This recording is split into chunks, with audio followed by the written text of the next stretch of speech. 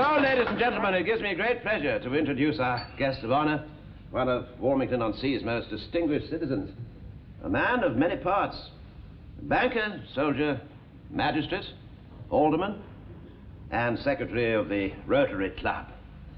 A good fellow all round. Ladies and gentlemen, Alderman George Mannering. Mr.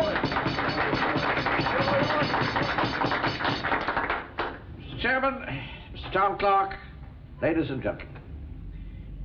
When I was first invited to be a guest of honor tonight at the launching of Warmington-on-Sea's I'm Backing Britain campaign, I accepted without hesitation. After all, I have always backed Britain. I got into the habit of it in 1940. But then we all backed Britain. It was the darkest hour in our history. The odds were absurdly against us.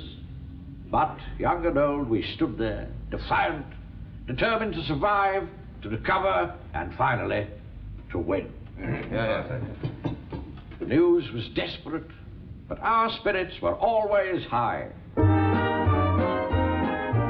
Who do you think you are kidding, Mr. Hitler, if you think we're on the run?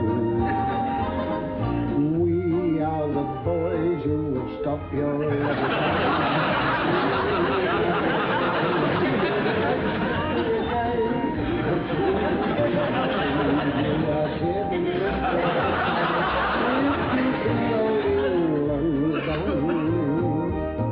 Mr. Brown goes off to town on the A21, but he comes home each evening and he's ready with his gun. So who do you think you are kidding, Mr. Hitler, if you think old England's done?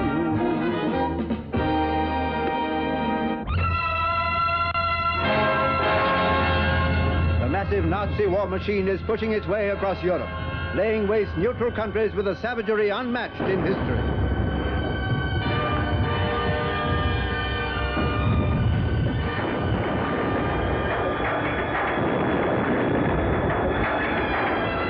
When Hitler comes up against British troops, it's a different story.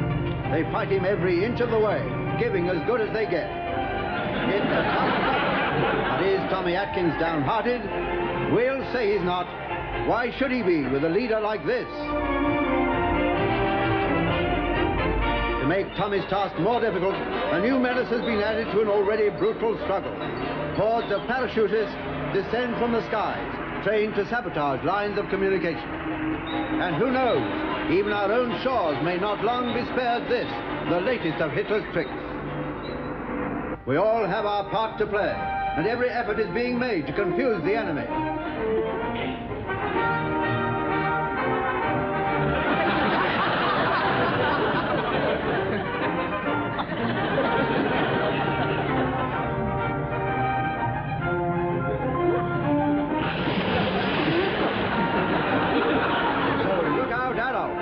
Every day our defenses are strengthened, and if they do come, let's give them a sharp look.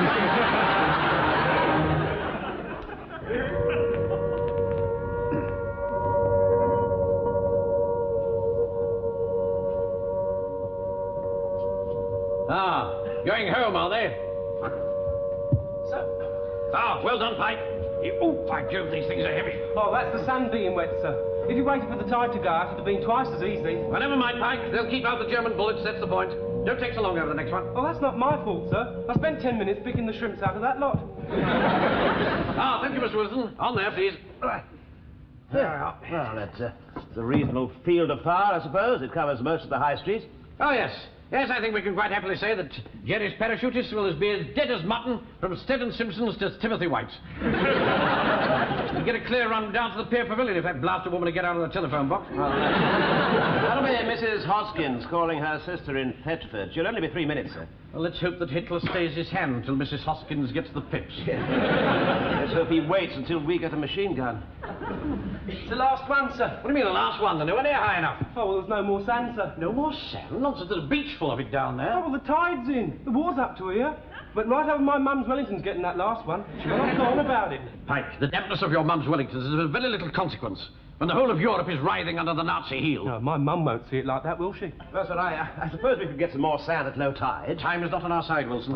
We must improvise. Tell me, how much copper have we got? Copper? Yes, copper, pennies. Well, I suppose about 10 5-pound bags. Go get them, Pike. Lay them out along here. Yes, sir. I don't think we ought to do that, you know, sir. Why not? Well, it'll cause a penny shortage in the town. Well? Well, it'll be very inconvenient, sir.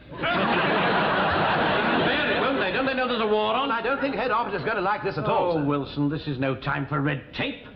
At any moment, hordes of German parachutists may drop on us from the skies. Well, they'll be using all sorts of disguises, you know. Mm-hmm.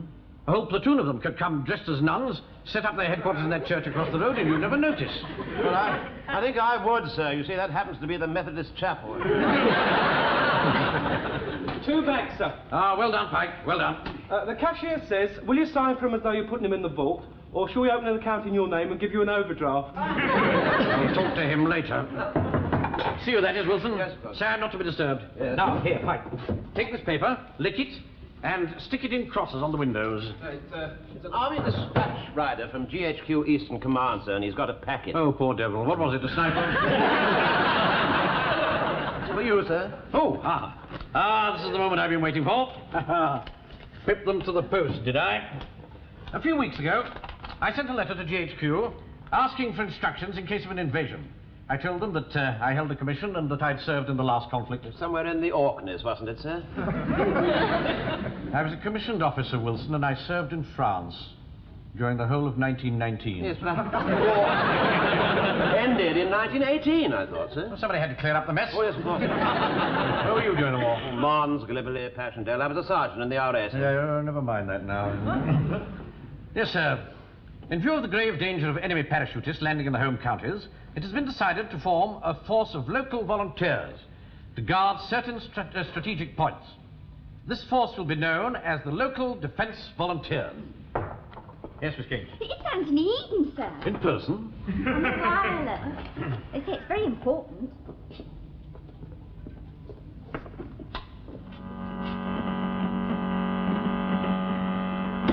We want large numbers of such men in Great Britain who are British subjects between the ages of 17 and 65. 17 and 65. The name of the new force will be the Local Defence Volunteer. This name describes its duties in 3 words. Here then is the opportunity for which so many of you have been waiting. Your loyal help will make and keep our country safe. Right. Let's go to it. Right, back to work, Miss King. Now, first thing we've got to do is set up an invasion committee. Yes. Mike, Yes, sir? whatever's the matter, boy? I feel sick, sir, slicking all this paper. Now listen to me. We 3 are the invasion committee. Now, the first thing to do is to appoint a properly appointed commander. A what, sir? Appoint a properly appointed commander. That's me. All right? All right. You will be my second in command. Oh, thank you very much indeed, sir. Thank you. What next? Ah, yes. Means of conveying instructions and information to the public. An information officer will be appointed. Pike, that'll be you. The information officer will be supplied with a megaphone. Oh. Ah! Hold that, Wilson. Yes, of course. All right, like that. Yeah. You'll find that in times like these, improvisation is the keynote to success. Well done, sir. There's your megaphone, lad. Now, your first job is to jump on your bicycle and go round the town delivering this message. All local defence volunteers to report to the church hall at 6 o'clock tonight. Try that. All defence. Oh, come here, let me show you. All local defence volunteers to report to the church hall at 6 o'clock tonight.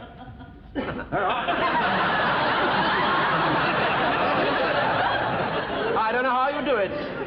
Well, history repeats itself, Wilson. Times of peril always bring great men to the fore. Wellington, Churchill, Al Johnson. Al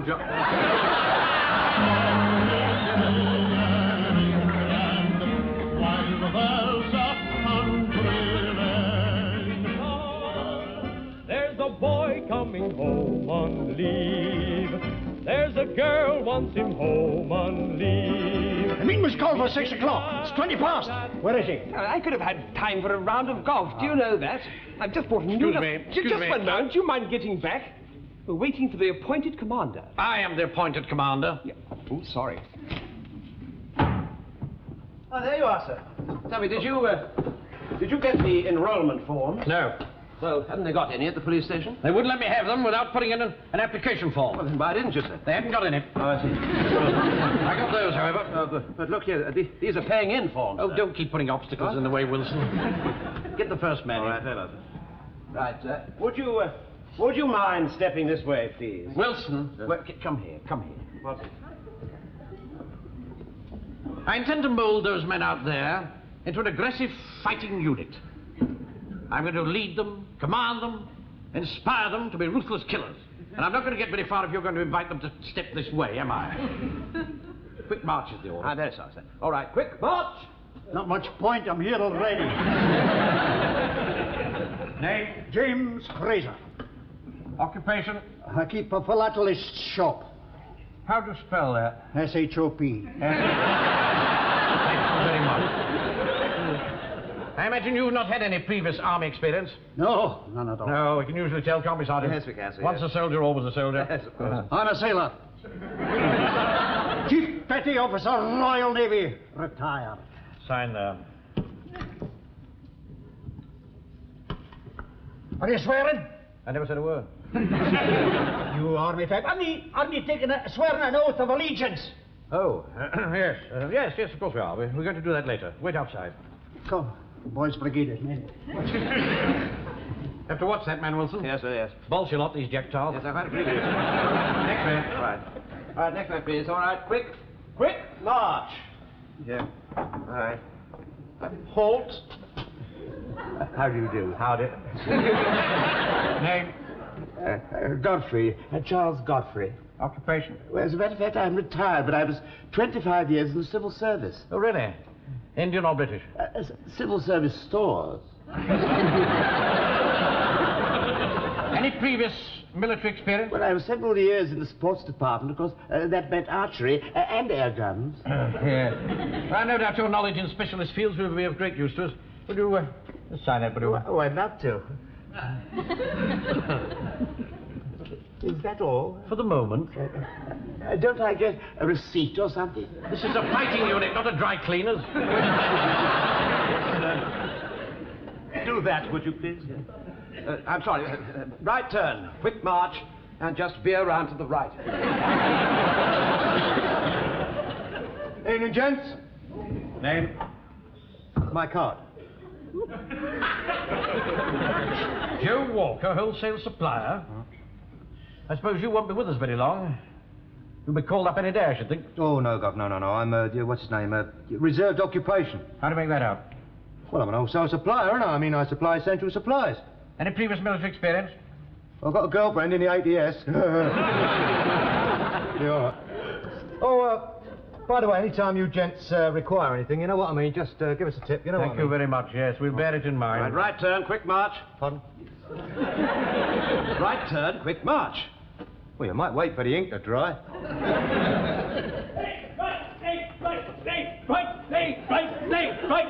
Right. Oh, stand out. Ace. Evening, Mr. Manring. Evening, Mr. Wilson. You know me, don't you, sir? Right. It's Mr. Jones, the butcher, from the High Street, isn't it? That's right, sir. Don't you think Mr. Jones is perhaps a little bit too old, sir? Old? Who are you calling old? No. You give me a chance to get to those Jerry parachutists, I'll soon sort them out. You see, Wilson, keenness that counts, Yes, not of age. course. That's a ticket, sir. I'm as keen as mustard. Have you any previous military experience? Now you're talking. I signed on as a drummer boy in 1884. Later, I saw service in the Sudan. Taught the Fuzzy Wuzzies. Fuzzy Wuzzies, they were the boys. They come at you with a great long knife and zip you right open. I soon find out if you got any guts or not. Them Fuzzy Wuzzies, they was the only one that could break the British square. Not like those Jerrys, they couldn't break the skin off a rice pudding. They don't like the cold steel, you see, sir. They don't like it up 'em, you see, sir. They don't like the... Get him a chair, Wilson. They don't over and excite you see, yourself. sir. No, that's right. Thank you, sir. That's all right. I'm not as young as I was, sir.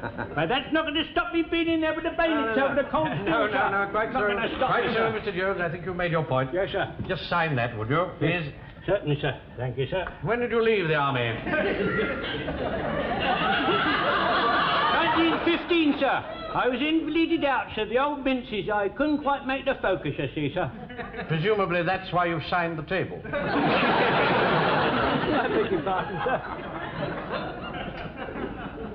Right. Thank you, sir. Mr. Jones. Oh, sir. Yes?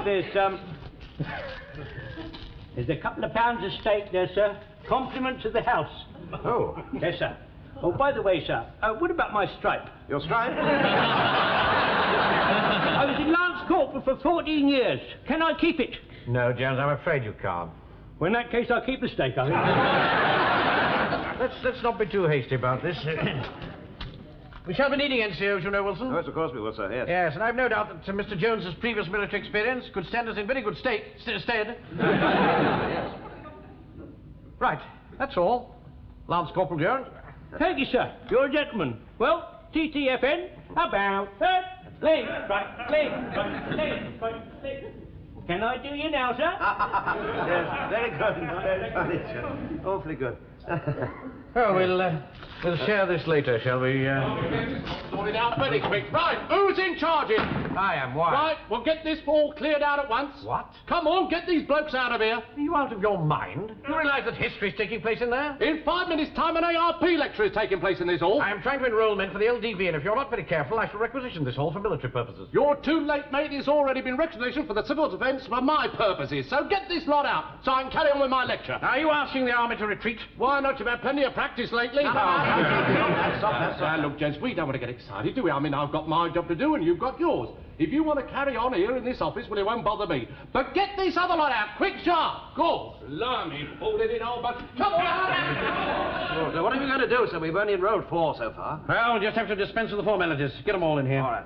Yeah. Right, Come out. At the double. Inside here. All of you. Come on. All right, Come on now. Gather round. Quickly, please. We all in.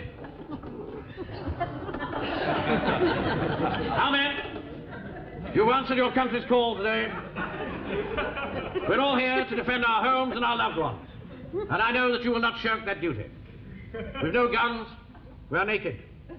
But we have one invaluable weapon in our army: ingenuity and improvisation. That's 2. I want you all to go to your homes, gather what weapons you can, and come back here in an hour's time.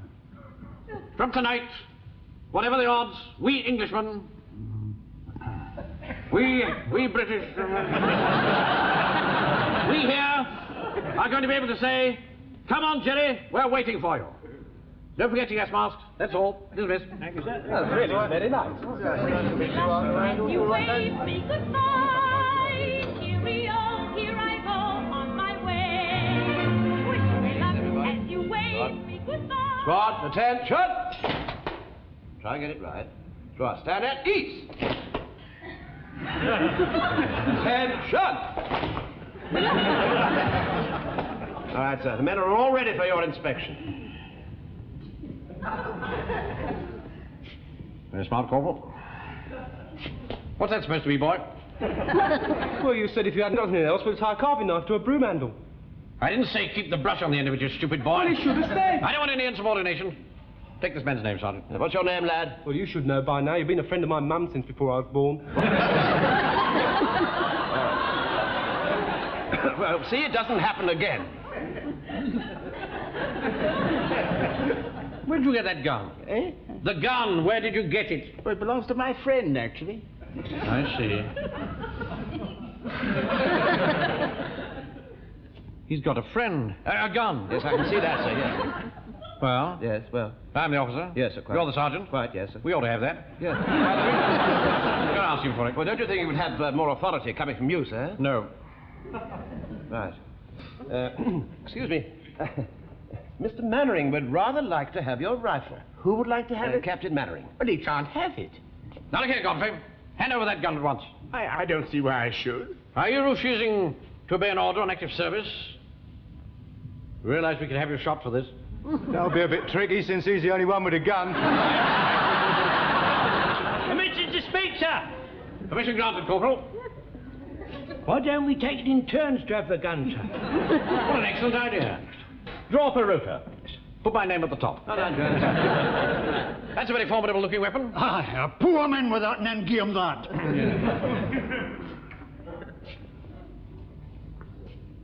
You needn't have bothered to dress. Well, as a matter of fact, it's my wife's birthday. You see, we're going out for a little dinner celebration. Do you think you're going to be long? Well, that rather depends on Jerry, doesn't it? Not that we want to interfere with your social arrangements. Oh, that's perfectly all right. I would have asked you too, and we haven't really been introduced, have we? No, we haven't, have we? Well, we can soon arrange that. May I introduce Captain Mannering? I'm afraid I didn't quite catch your name. Wilson! What do you think you're doing? Oh, I don't know. I just thought he might ask me too. Your wife's birthday today, Yes. is it? You got her a nice present, I suppose. Well, in all this confusion, I just haven't had time. Here, hang on a sec. Here, cop hold of that, will you, Taffy? Taffy. Anything there you fancy? I say. There you are. Look, there's a nice little thing. 15 jewels, solid 18 carat, Swiss made, waterproof, shockproof. You can't get them anywhere these days. I'll tell you what, 10 quid and it's yours. That's extraordinarily generous of you. Thank you very much indeed. So, Thank you. don't suppose I could interest you in anything, could I? Yeah. Thought not. Lieutenant E! Stand easy. Splendid turnout, men. Splendid. If in 1 hour we can achieve this formidable fighting potential, think what we could do with a week's training. Now, I've got some good news for you. GHQ are rushing our weapons and uniforms down here at once. Oh, that's good, sir. Maybe here any moment. Meanwhile, time is not on our side. The enemy may strike tonight. So, we must learn how to deal with it. Now, squat down on the floor. At the double? How can they squat at the double? Right, Dad. There you go, then. Right. Come on. Now, Sergeant Wilson has very kindly drawn this representation of a German tank for us. And I want you to observe the following point. Heavy armor in the front here, usually 4-inch plating. 40, 50 or 60 millimeter repeating cannon here. Heavy machine guns here and here. Light machine guns here, here, and here. High pressure flame thrower here in the front.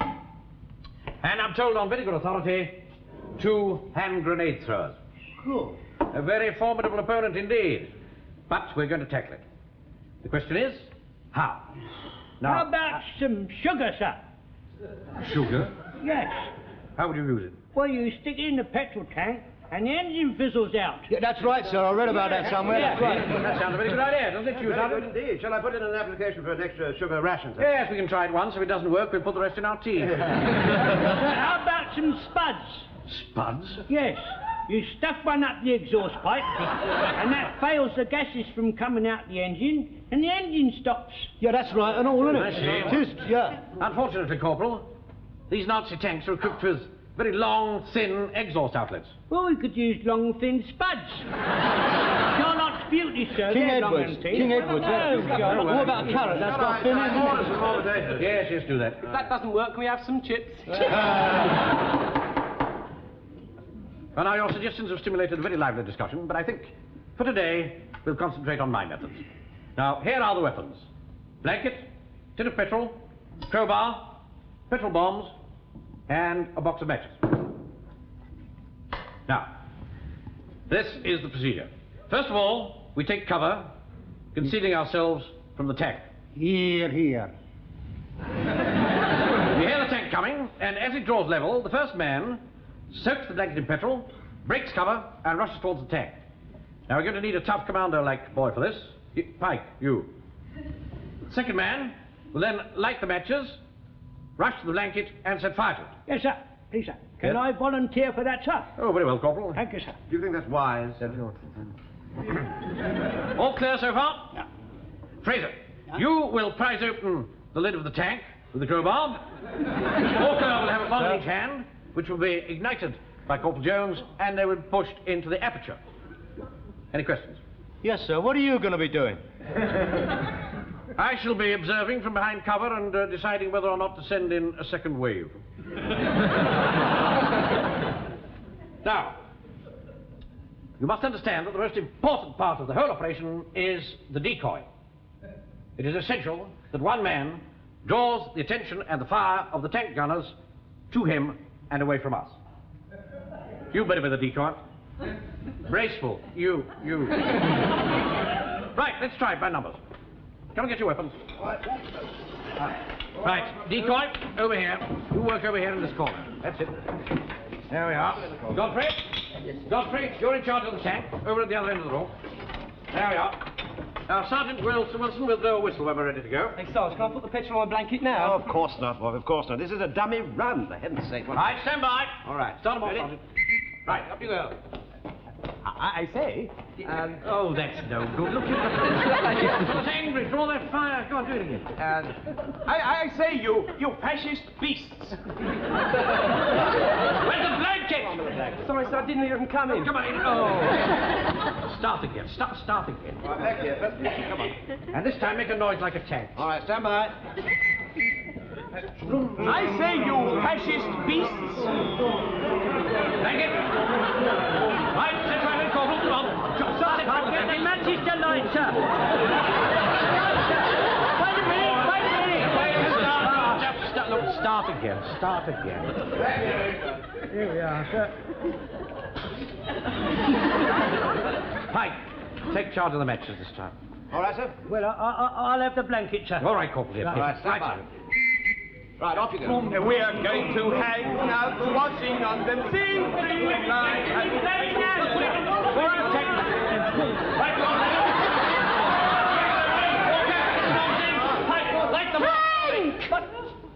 It's your bedtime. I can't come now, Mum. Blow up a tank. Yes, dear, well, you'll just have to blow it up tomorrow. Oh, I'm surprised at you. After all, you know what time he goes to bed. Go along, Frank. Yes, go along, Frank, go along. Will you be round later, Arthur, for your usual? Maybe. Later. All right, fall in, sir. Come on. Laurie from GHQ, sir. Ah, this is it, men. Our weapons and uniforms are... Oh, Captain Mannering, sir. Yes, come along. I think I know what you've come for. Just signed there, sir. Yes. Sergeant, fall the men in outside to help unload. Oh, I don't think that'll be necessary, sir. What? Here are your uniforms. And your weapons. Thank you very much. Thank you, sir. Good Lord, it's Pepper. Pepper? Pepper. Enemy for throwing in the face of. 5 feet. Well, perhaps not quite what we'd expected, but every weapon in our armory is another nail in the enemy's coffin. Hand out the armbands, Corporal. Yes, sir, yes, sir. Sergeant, dish out the paper. All right, very well. All right, take one of these. Each one. Thank you, sir. There you are. Well, come up to you, Major. And take it with you wherever you go, men. If you see any parachutists, let them have it. Back in the cold steel, sir. That's the spirit, Corporal. Yes, Well, we're making progress. A short time ago, we were just an undisciplined mob. Now we can deal with tanks. We can kill with our pikes.